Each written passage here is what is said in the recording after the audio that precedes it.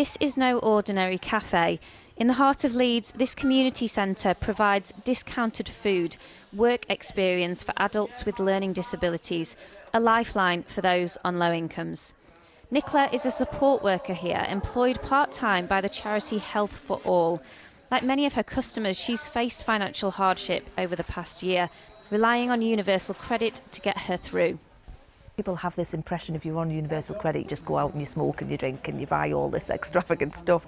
But, you know, I would imagine most people are probably like me. You know, you get used to sort of bargain shopping and, you know, looking for cheaper options and the own label stuff in shops. And when you already do that, there's nothing much more you can do. There's not much room to sort of tighten your belt any further. But she will have to, as will many others, with the payment set to be cut back by £20 a week. You know, it's a substantial amount of money, and I think for a lot of people it's going to be, you know, whether they can actually pay the gas bill that month or whether they can, you know, eat. It is going to have a negative impact.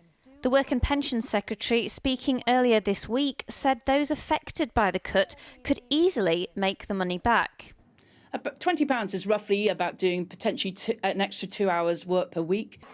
But Labour questioned her maths in the Commons today. It is much, much higher.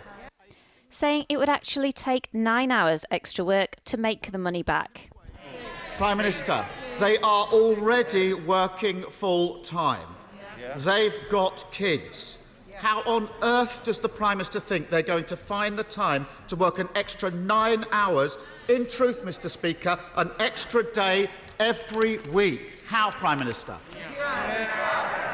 Mr. Speaker, I tell you what we're doing to support people on low incomes, not only with the living wage, but 30 hours of free childcare, freezing petrol duty, Mr. Speaker, extending the cost of heating allowance for 780,000 people across this country. But even more important than that, Mr. Speaker, for the low-paid, what we're doing is encouraging measures to see their wages rise.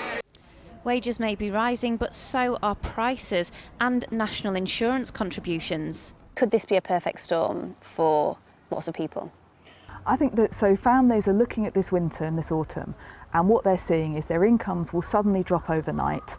We know inflation's high in the shops, energy bills are likely to go up. So there's a lot of families are looking at it and saying, the only way I'm going to get through is by completely cutting down on essentials.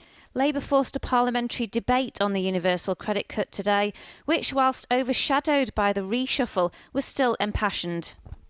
It is shameful that some children come to school too hungry to learn. Despite orders to keep quiet, a couple of Conservatives spoke out. All the evidence shows that a sudden reduction in income of this magnitude will hit a lot of people very hard. And there was plenty of opposition outside the House of Commons as well. But with most Conservatives backing the government and the Treasury focused on fixing the public finances, it looks like this cut is coming.